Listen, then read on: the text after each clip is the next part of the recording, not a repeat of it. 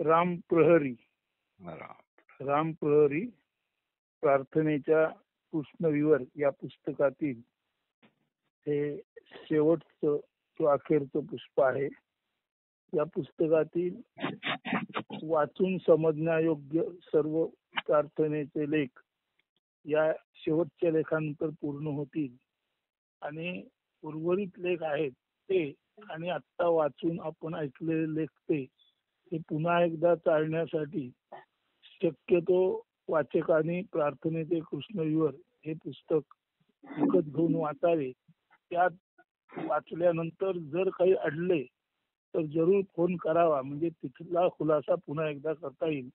फक्त वाचून समजण्यायोग्य आहे तेवढंच इथे वाचत आहे. यात अजून एक 7-10 लेख शिल्लक आहेत जे नुसतं श्रवणाने समजणार नाहीत, ते श्रोत्यांना खुद्द वाचावे लागतील. म्हणून ही विनंती आहे की उत्सुक जे असतील त्यांनी प्रार्थनेचं कृष्णविवर हे पुस्तक विकत घेऊन लेख वाचावेत. त्यानंतर जर काही अडलं तर जरूर फोन करावा, त्याचा खुलासा केला जाईल. तर आता प्रार्थनेचे कृष्णविवर मधील हे जे शेवटचं स्फुट आहे त्याचं शीर्षक आहे खुद से खुदाई निकलने तक प्रार्थना में रहना जरूरी है. खुद से खुदाई निकलने तक म्हणजे स्वतःमधून स्वतःचा रस किंवा आत्मरस जोपर्यंत वाहत नाही आणि त्याची गोडी आपल्याला समजत नाही तोपर्यंत प्रार्थनेमध्ये राहणं गरजेचं आहे. म्हणजे जोपर्यंत खुद मध्येच खुदाई आहे, खुद मध्येच खुदा लपलेला आहे आणि खुद मधला खुदा जो लपलेला आहे तो उघड झाला की त्या खुदाची खुदाई म्हणजे परमेश्वराचा अमृत रस आपल्याला प्राप्त होतो. म्हणून स्वतःमधून स्वतःचाच अविट रस अमृत रस प्राप्त झाल्याखेरीज प्रार्थना थांबवायची नाही. म्हणून म्हटलेलं आहे खुद से खुदाई निकलने तक प्रार्थना में रहना जरूरी है. सुरुवातीला एक पद्य आहे ते असं आहे. चरक में डालो खुदी को खुद चरक में डालो चरक घुमाओ जब तक खुदाई मधु अन्नारस ना पाओ. चरक में डालो ध्यान रूपी मंथन रूपी प्रार्थना रूपी एक चक्र आहे सतत फिरत राहणार. जोपर्यंत आपण ध्यान प्रार्थना आणि चिंतन मनन निरिध्यासन या चक्रामध्ये आहोत तोपर्यंत आणि या चक्रामधून असतानाच त्या चक्राला सुद्धा जी गती द्यायची ती सुद्धा आपणच द्यायचे. म्हणजे ध्यान प्रार्थना मनन चिंतन निरिध्यासन या चक्रामध्ये स्वतः आपण आसनस्थ व्हायचंय. चरक में डालो खुदी को खुद चरक में डालो. ध्यान चिंतन मनन निदिध्यासन प्रार्थना रूपी चक्रामध्ये स्वतः आपण आसनस्थ व्हायचंय आणि त्यानंतर चरक घुमाओ आणि आपल्या चिंतन मनन निदिध्यासन प्रार्थनेच्या प्रक्रियेने या चक्राला ध्यान चिंतन रूपी चक्राला आपण गती द्यायचे.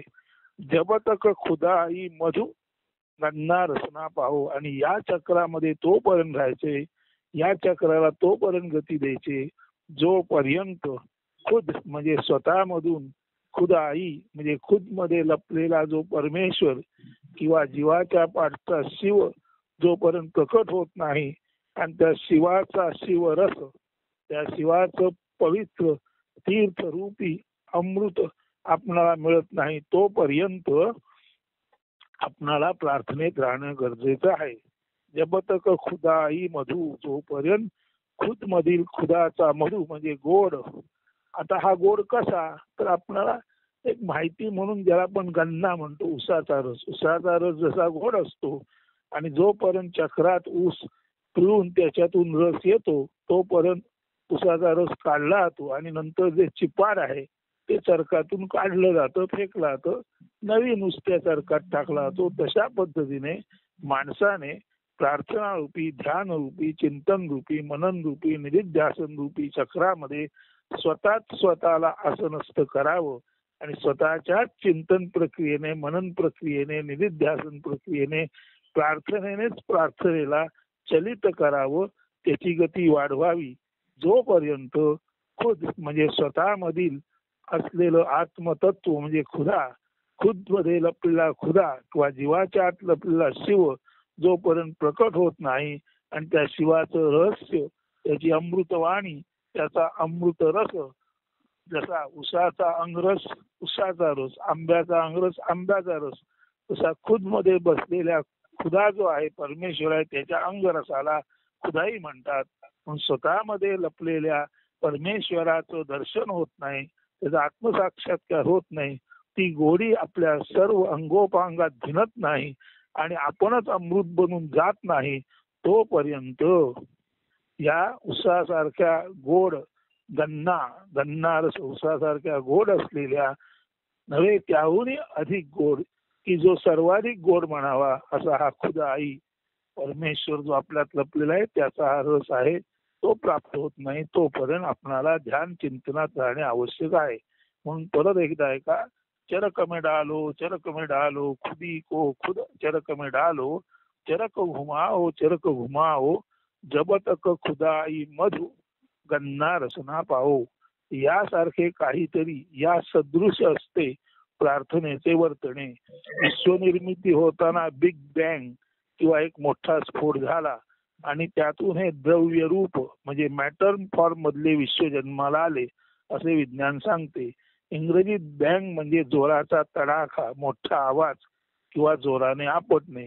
मराठी बांग म्हणजे कोंबड्याचा पहाटेचा शब्द असा अर्थ आहे. बांग याचा दुसरा एक अर्थ आहे, तो म्हणजे मुस्लिम धर्मपंथात केली जाणारी किंवा दिली जाणारी अल्लाह म्हणजे परमेश्वराच्या नावाने दिली जाणारी हाक किंवा पुकार, ही परमेश्वराची प्रार्थनाच असते. आता पहा, बँग म्हणजे मोठा आवाज, बांग म्हणजे कोंबड्याचे पहाटेचे ओरडणे, बांग म्हणजे अल्लाहच्या नावाने केली जाणारी पुकार किंवा प्रार्थना.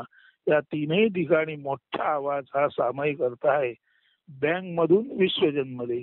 बांग दिल्याने म्हणजे कोंबड्याने जोरात कोंबडा ओरडतो जेव्हा जगाला जाग येते, म्हणून बँग मधून विश्व जन्मते. बांग दिल्याने, कोंबड्याने बांग दिल्याने जग जाग होण्याची खुण किंवा निदर्शन होते आणि बांग देऊन किंवा पुकारून अल्लाह किंवा परमेश्वराची प्रार्थना सुरू झाली. म्हणजे बँग किंवा बांग या शब्दांचा अर्थ जागे होणे, सावध होणे, जागृत व दक्ष असणे असा झाला. परमेश्वर तर नेहमीच साक्षीत्वात असून सुद्धा जागा व दक्ष असतो. त्याला पुकारून जागे गेले जात नाही, तर माणसाला जाग आल्यावर तो प्रथम जागे झाल्या देवाला साध पुकार बांग देऊन आळवतो, प्रार्थितो असा आहे. म्हणून उठल्या देवाचं नाव घेणं म्हणजे देवाच्या नावाने बांग देणं, देवाला हाक मारणं, सूर्य उगवल्या परमेश्वराची प्रार्थना करणं, अशा अर्थी ही जी बांग आहे ती परमेश्वराची प्रार्थना आळवणीत आहे. अकबर म्हणजे उत्कृष्ट, सच्चा दिलाचा सर्वश्रेष्ठ. माणूस उठल्या देवाचे सर्वश्रेष्ठत्व आळवतो.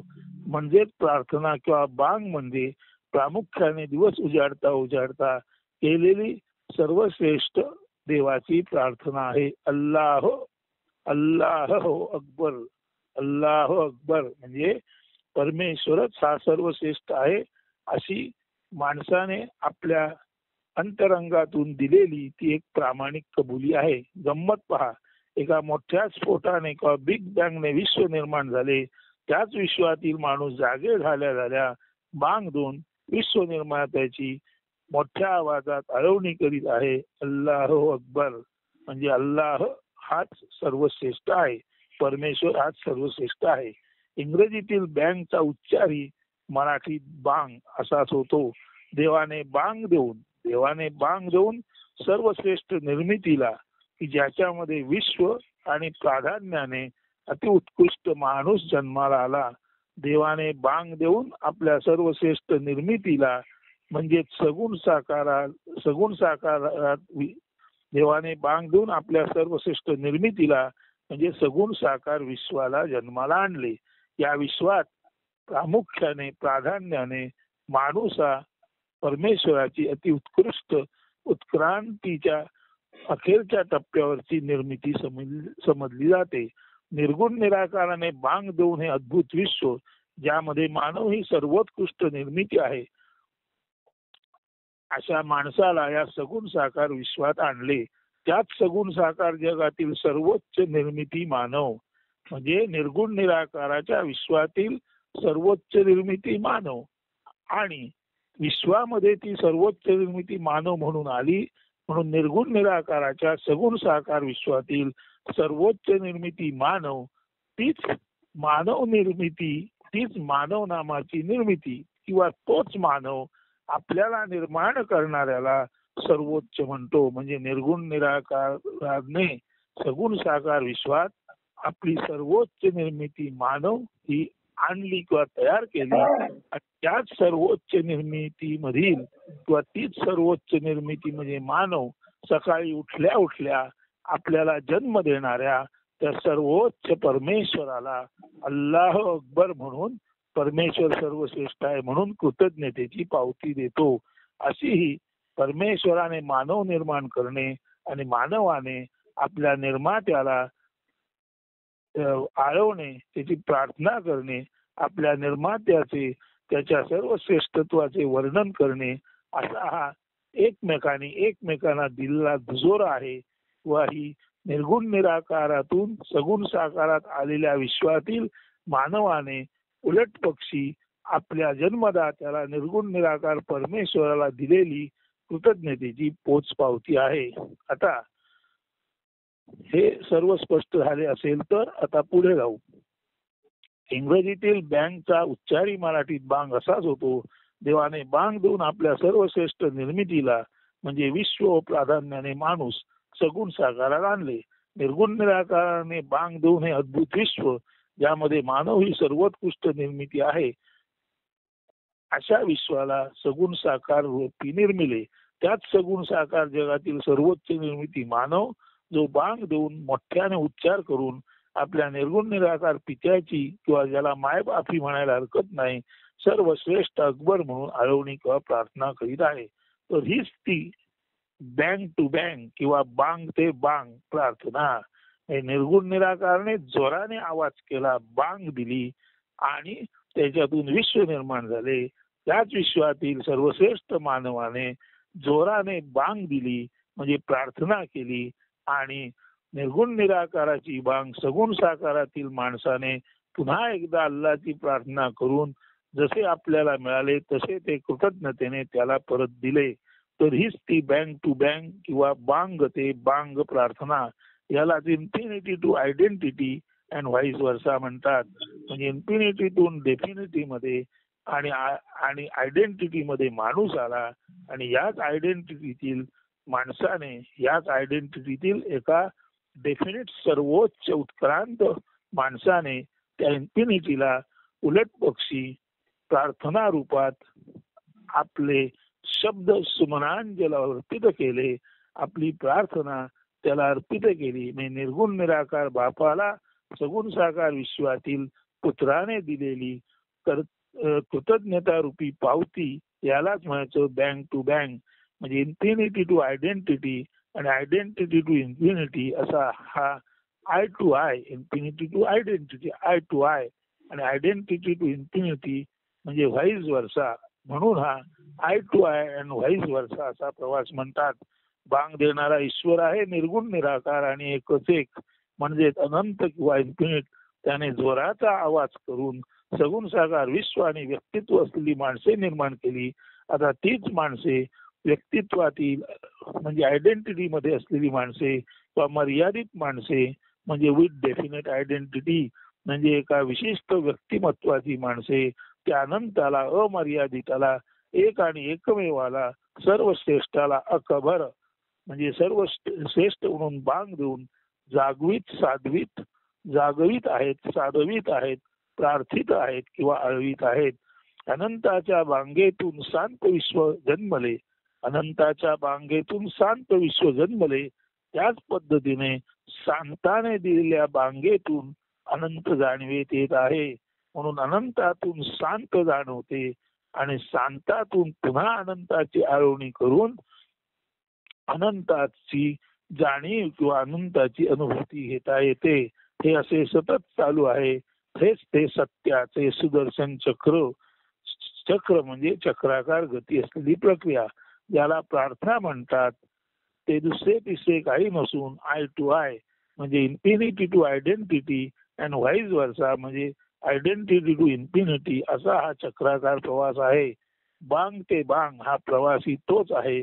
आय टू आय म्हणजे बांग ते बांग असा हा प्रवास. हीच ती प्रार्थना.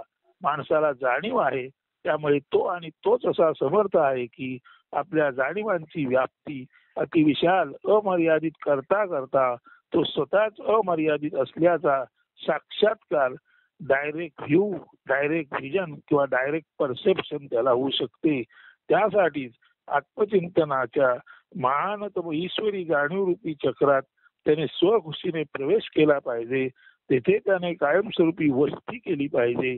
त्या चक्रात स्वखुशीने खुद अपनी चाहत से, त्या चक्रात स्वखुशीने खुद अपनी चाहत से त्या चक्रात त्याने प्रवेश केला पाहिजे. तेथे राहून त्याने आपल्या अमनस्कतेत परमशांतीत ठाण मांडून बसले पाहिजे. त्या परमशांतीत असता असता चिंतन चक्र आपोआप गतिशील होईल, तीव्र आवयाने फिरू लागेल.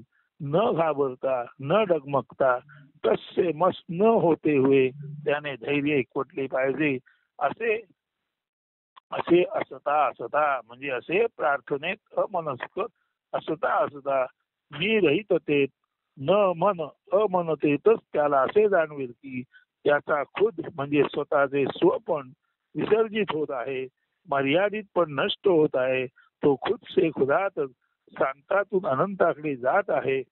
जसं सूर्याच्या प्रकाशात बाष्प बघता बघता उडून जाते आणि बाष्प आकाशाला मिळते, तसंच अनंताची प्रार्थना करता करता शांत माणूस दिसायला जरी शांत दिसला तरी प्रत्यक्षात अनंतामध्ये तसा विलीन होतो. जसं सूर्यप्रकाशामुळे पाहता पाहता बाष्प आकाश होऊन जावे. एक टप्पा असा येईल की खुद टाकून खुदा आणि त्या खुदाची खुदाई म्हणजे परमेश्वराचे निरपेक्ष प्रेम करुणा आता त्याला स्पर्शू शकेल नव्हे, ते त्याच्याच असणेपणातून अस्तित्वातून प्रवाहित होत असल्याचे त्याला जाणवेल. ही खुदाई इतकी मधुर अवीट असेल की तो त्या खुदाईमधून बाहेर येऊच शकणार नाही. ही खुदाई गन्ना रस म्हणजे उसाच्या रसाप्रमाणे मधुर असेल. ही खुदाई म्हणजे परमेश्वराचा रस, परमेश्वराचा जाणीवरूपी परमार्थ, the abstract of the god, परमेश्वराचा जाणीवरूपी परमार्थ किंवा the abstract of the god किंवा परमेश्वराचा गूढ अर्थ तो हाच. हीच ती वैश्विक जाणीव किंवा कॉस्मिक अवेअरनेस. या खुदाईसाठी खुदाई म्हणजे खोदकाम करावे लागते. या खुदाईसाठी खुदाई म्हणजे खोदकाम करावे लागते. म्हणजे माणसाला आपल्याच अंतरंगात फार खोलवर जाऊन अमन शांतीत प्रस्थापित व्हावे लागते. माणसाच्या हृदयात मन निस्तब्ध झाल्यावर, अमन झाल्यावर जे शांत ठिकाण सापडते हेच the void in the heart म्हणजे हृदयामधील जी निवांत पोकळी आहे तेच ते परमेश्वराचे ठिकाण. परमशांत मनात शुद्धतेत एकवटलेले असते. ते अमन इतके सघन दाट आणि शुद्ध चैतन्याने संपृक्त असते की अत्यंत गूढ अंधाऱ्या खोलीसारखे ते जाणवते. तेचे ठिकाण हे जे अमन आहे ते सघन दाट शुद्ध आणि चैतन्याने संपृक्त असते. आणि ते चैतन्याने इतके काही संपृक्त असते की चैतन्याच्या एकवटण्यामुळे तिथे एखाद्या गूढ अंधाऱ्या खोलीसारखा भास होतो. तेच हे ठिकाण, तेच हे माणसामधील कृष्णविवर किंवा ब्लॅक होल. यामधूनच बांग दिली जाते. या बांगेतूनच कृष्णविवरातील घननिळ्या कृष्णाचे बासुरीचे सूर करुणामय मांगल्य पूर्ण सर्वाप्रती दयाघन निरपेक्ष आर्द्र प्रेमाचे नाद मधुर संगीत उमटते. हीच ती वीणा जी राधेच्या किंवा मीरेच्या हृदयात झंकारली. हेच ते आपल्या कृष्णविवरात असलेले कृष्ण चैतन्य जे सर्वाप्रती दयाघन आर्द्र प्रेमाने आणि वैश्विक करुणेने भरलेले आहे. आता केवळ जाणीव जाणीवेला जाणत असते. आता केवळ जाणीव जाणीवेला जाणवत असते. शुद्ध असलेपण म्हणजे कैवल्य. शुद्ध असलेपणाला म्हणजे कैवल्याला. शुद्ध असणेपणात म्हणजे कैवल्यात जाणवत असते. शुद्ध असलेपण शुद्ध असलेपणाला शुद्ध असलेपणात म्हणजे कैवल्य कैवल्याला कैवल्यात जाणवत असते. खुद गेला आणि खुदा खुदाला खुदाईने जाणवू लागला. खुद म्हणजे मी गेला आणि मी मधील खुदा म्हणजे परमेश्वर. परमेश्वराला म्हणजे खुदाला खुदाईने म्हणजे परमेश्वरी जाणीवेने जाणू लागला. मी मेला आणि मी मधील शिव शिवतत्वाला शिवत्वाने जाणवू लागले. खुद गेला आणि खुदा खुदाला खुदाईने जाणवू लागला. हे सारे असे होईपर्यंत प्रार्थनेतून बाहेर येणे नाही. बस हीच ती प्रार्थना.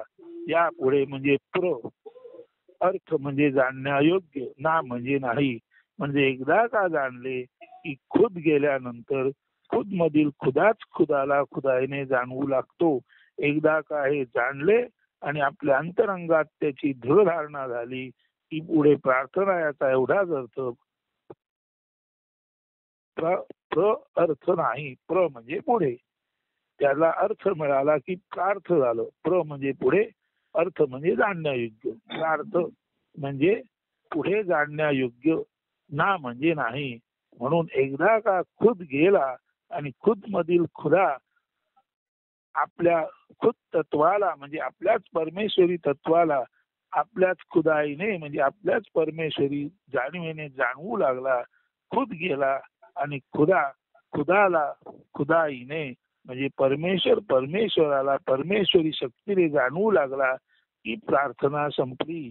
हे एकदा जाणवले, बस हीच ती प्रार्थना. हे एकदा जाणवले की यापुढे म्हणजे अर्थ म्हणजे जाणण्यायोग्य काही नाही म्हणजे ना. अर्थ ना म्हणजे पुढे अर्थ नाही. एकदा का खुद मधील खुदा जागा झाला आणि खुद जाऊन खुदा आपल्या खुदाईला म्हणजे आपल्या परमेश्वरी रसाला आपल्या खुद तत्वाने म्हणजे आपल्या परमेश्वरी असण्याने एकदा जीव गेला आणि एकदा का शिव आपल्या शिवत्वाला शिवतेजाने जाणू लागला. एकदा खुद म्हणजे मी गेला आणि आतील खुदा म्हणजे परमेश्वर जागा झाला आणि खुदाच म्हणजे परमेश्वरच खुद म्हणजे स्वतःला जाणवू लागला की खुद म्हणजे प्रत्यक्ष परमेश्वर म्हणजे खुदा हाच त्याच्या ज्ञानाला किंवा त्याच्या अमृतमय वैश्विक करुणेला म्हणजे खुदाईला खुद गेला आणि खुदाला खुदाईने जाणवू लागला. खुद म्हणजे मी गेला आणि खुदा त्याच्या आत असलेला जो खुद्द बसून असलेला आत्मा आहे तो आत्मा खुदाला म्हणजे आत्म्याला खुदाईने म्हणजे आत्मीयतेने जाणवू लागला. म्हणून जीव गेला आणि शिवाला शिवत्वाने जाणवू लागला. जीव गेला आणि खुदाला खुदाईने जाणवू लागला. जीव गेला आणि आत्म्याला आत्मीयतेने जाणू लागला की खऱ्या अर्थाने प्रार्थना संपूर्ण झाली. त्यानंतर प्रार्थना म्हणजे पुढे काहीच नाही. प्रार्थना म्हणजे म्हणजे पुढे, अर्थ म्हणजे पुढे अर्थ, ना म्हणजे नाही. म्हणजे एकदा खुदाला खुदाईने जाणवू लागला, आत्म्याला आत्मीयतेने जाणवू लागला, शिवाला शिवत्वाने जाणवू लागला की पुढे प्रार्थना संपली. इथून पुढे प्रार्थना म्हणजे म्हणजे पुढे, अर्थ म्हणजे मिनिंग, न म्हणजे नाही. इथून पुढे जाण्यात काहीच अर्थ नाही. इथेच ती प्रार्थना सर्वार्थाने सुबळ संपूर्ण होते. तर आपण आपल्यातील खुदाला खुदाईने जाणवू लागला. आपण मी म्हणून गेलो आणि शिवाला शिवत्वाने जाणवू लागला. आपण मी म्हणजे खुद म्हणून मेलो आणि आत्म्याला आत्मीयतेने जाणवू लागला. इतक्या अवस्थेत आलात की प्रार्थना म्हणजे म्हणजे पुढे, अर्थ म्हणजे मिनिंग, ना म्हणजे नाही. इथून पुढे प्रार्थना म्हणजे काही नाही. केवळ शुद्ध असणे एवढंच ध्यानात घ्या आणि त्या कैवल्यामध्ये आपण तसे आसनस्थ व्हा. या कैवल्यामध्ये आसनस्थ होण्यालाच असिपती विराजमान असणे म्हणतात.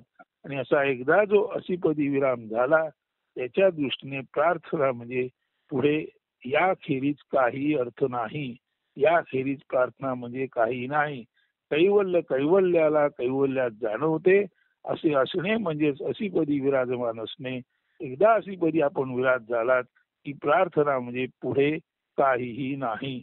शून्यावस्था खरे तर तीच पूर्णावस्था असतो. तर अशा तऱ्हेने प्रार्थनेचे कृष्णविवर मधील प्रार्थनेचे सांगोपांग विवेचन आपण अनेक स्फुटाद्वारे केले. त्यातील कठीण स्फुटे जी नुसती वाचून समजणार नाही त्यासाठी जरूर आपण प्रार्थनेचे कृष्णविवर हे पुस्तक विकत घ्यावे किंवा मिळवावे जिथून मिळेल तिथे आणि सर्व लेख एकदा नीट वाचून काढावेत. खेरीत जर काही अडचण असेल तर जरूर आपण फोन करावा. त्या अडचणीचेही निराकरण ताबडतोब केले जाईल. असतो. धन्यवाद. सुप्रभात. आजचे राम प्रहरी चिंतन येथेच थांबवतो. उद्यापासून राम प्रहरी या सदराखाली परंतु नवीन चिंतन केले जाईल. प्रार्थनेवरचं सर्व चिंतन या क्षणी थांबलंय. आता इथून उद्या राम प्रहरी मध्ये वेगवेगळं चिंतन केलं जाईल. त्यात भले प्रार्थना असेल, भक्ती असेल, देव असेल, साधक असेल, वेगवेगळं असेल, पण राम प्रहरी असंच उद्यापासून चालू राहील. एकत्रित प्रार्थनेवरचं चिंतन मात्र आज येथे पूर्ण झाले असं सांगतो आणि निरोप घेतो. सर्वांना शुभेच्छा, शुभ दिन आणि शुभ जीवन असतो. धन्यवाद.